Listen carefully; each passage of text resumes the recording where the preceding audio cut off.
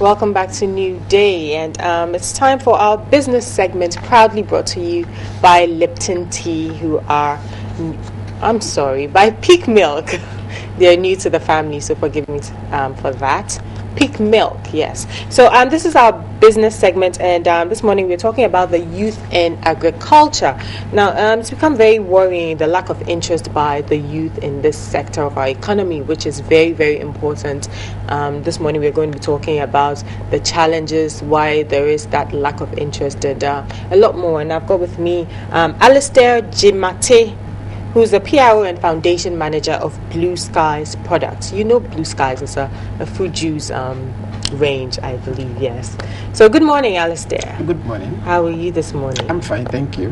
Why do you think that the youth are not interested in agriculture? Thank you very much, and good morning to your viewers.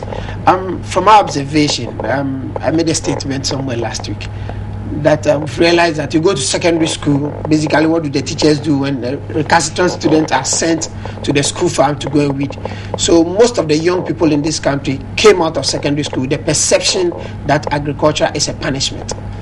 I see. Yes, and that's the reason why we remain where we are. Currently, there is no youth interest in agriculture. That is very true, actually. I mean, in secondary school, you do something wrong, and then they send you to go and weed and all of that. Within the school farm, which is very unfortunate. So we came out with the perception that agric is not anything to go by. You go to the schools and ask them, what do you want to become in the future? Everybody has an idea. Nobody will say farming. Yet we believe that as a country, it is said, and I've believed that a man who has food has many problems, and a man who does not have food has just one: how to get food. If as a country, if we want to develop, definitely we need to have a critical look at the agricultural sector. So you think that the fact that there's this perception that farmers are uneducated and skilled laborers is also a huge factor in the lack of interest? It's a major factor, and as a result, that's why we don't have the educated going into agriculture. So when there are challenges in the agricultural sector, there is always nobody to actually speak for them. Even if you have a farmer, we have had several ministers of state. I don't know how many of them have farms or are engaged in agriculture. So it's an area that is quite critical. We, as a fruit processing company that depends mainly on agriculture, we have initiated a project we call the Get Inspired project. It's a school farm project to get the schools back to do farming, so that at least if there's a kind of competition that will cause each school to do something annually, and then we are prepared to give them great award just to encourage people to go back into agriculture. Not necessarily producing something that Blue Skies will buy, but just for them to go into agriculture, have a good business plan. We believe that agriculture is a sector that can bring this country back into good economic terms. Okay, speaking about education, there are two tertiary institutions that train students. I mean, they have agricultural facilities that train students. So how come these students, or do they go on and take farming on as a profession? Well, I don't have the statistics, but the fact is that most people who do agriculture and most of this, they don't actually even go into agriculture. So they go on to do other things. They go on to do other things, and they don't go into farming. Most of them want to sit in an office. But the fact is that the work itself is in the farm. So we need to encourage the youth to go into agriculture, and I'm sure it's a sure way of improving our economic status. How can we make it attractive for the youth?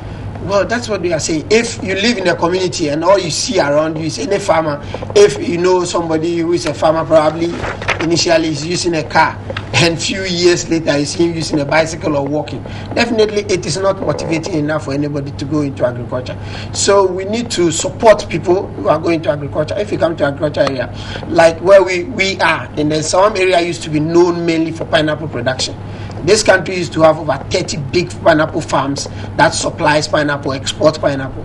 Currently, I think we have less than 10. And we just have just two major ones. Most of the lands that were used in agriculture then currently have been sold to estate developers, and they are building houses. If you travel from Accra to Sawam, all you see is concrete left and right. We don't have any focus in terms of getting these lands available for the youth. The other thing has to do with input. the input are not there. Even when they are there, it is very impossible for the young guys to buy them. So people complain, say we don't have the finances. At the end of the day, they will divert into areas where they think they will get support. Is quite it's expensive, isn't it? It's quite expensive. You produce pineapple, you produce pineapple, for instance, you need about modern day technology and 30 months for you to harvest. So it's not something that you just go into it after some few days, you get the profit. It takes time. That's why we need to plan and work it out so that at least we get more youth active in farming. And I'm sure this country. Okay, now the government, together with the Ministry of Food and Agriculture, have set out this new initiative called Youth and Agriculture Program. What do you make of it? It's a very brilliant idea. Very brilliant idea. I just hope that they would get stakeholders' input and then make it realistic. We come out with a lot of policies most times, and the very people who are supposed to be involved may not be involved. We are just that's why, as part of supporting this project, that's why we have started something we call the School Farm Project. We believe it's something that can be added to the the government project, but we are doing it in a small way, and we are starting a competition this month. What is the main focus of your project? Yeah, basically to encourage the youth to go into agriculture, because if a company like Blue Sky that employs over 1,850 people in this country should remain sustainable, then agriculture needs to be re-looked at. Because last year we have to import about 30% of our pineapple we process from other countries, and these are things that we have the land, we have all the resources, we can produce in this country. It will provide employment, it will bring food onto our tables, and that's how we are. That's why we think we must support the youth to go into agriculture. If you look at the average age of our farmers, we have about 100 and something farmers that supplies us.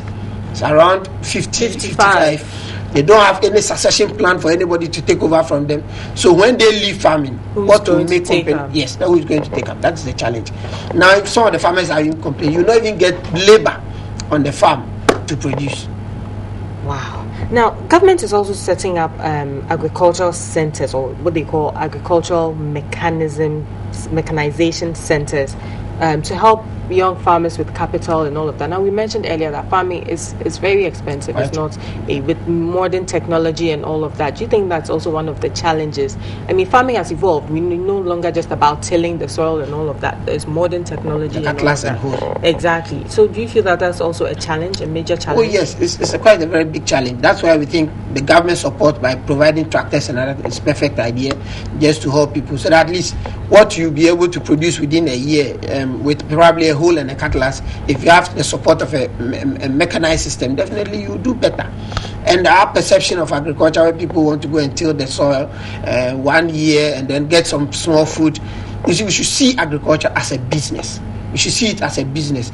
If you are able to produce 2 acres this year, at least have a target of producing about 10 acres next year. And that's where you are going to maximize your profit and make some money. If every year all you do is produce 1 acre of maize and you expect that something will change, I doubt. Nothing will change in that aspect of our life. So we think that we can boost that sector by developing modern technology and all of that. It's very important. If we get the youth interested in agriculture, then it's very important that we mechanize farming, because the youth today actually don't want to do very difficult work. There are several ways of getting money, which is farming difficult work, in your opinion?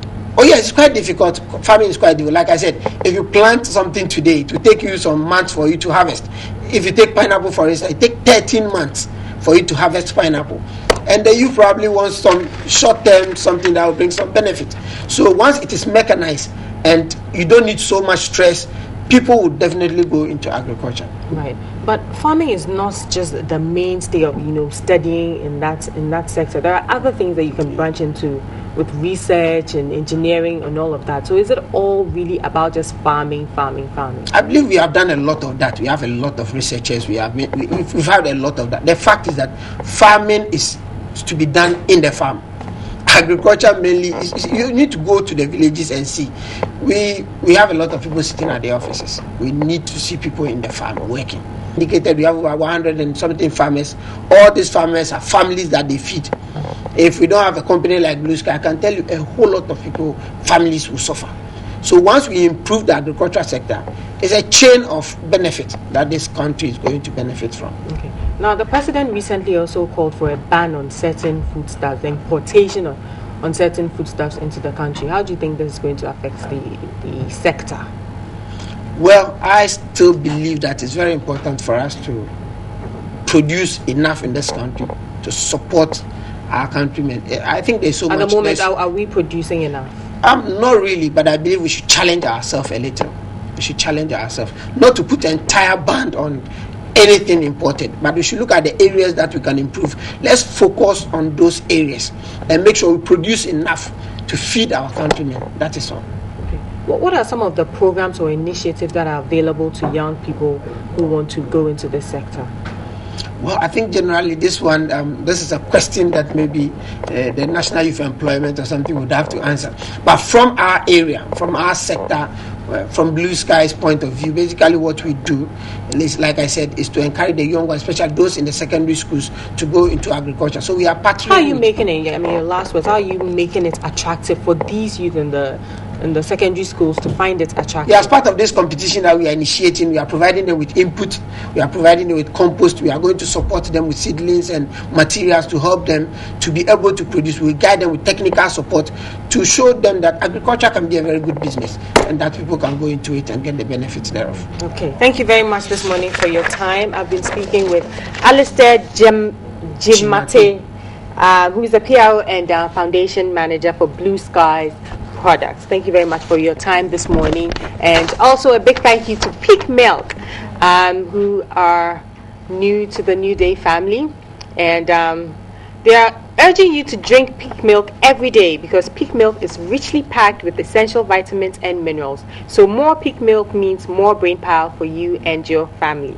Get stronger and sharper by drinking Peak Milk every day, and you can also visit their Facebook page to get more information about the products that they have to offer. This has been our business segments. Please stick with us. We'll be back with more.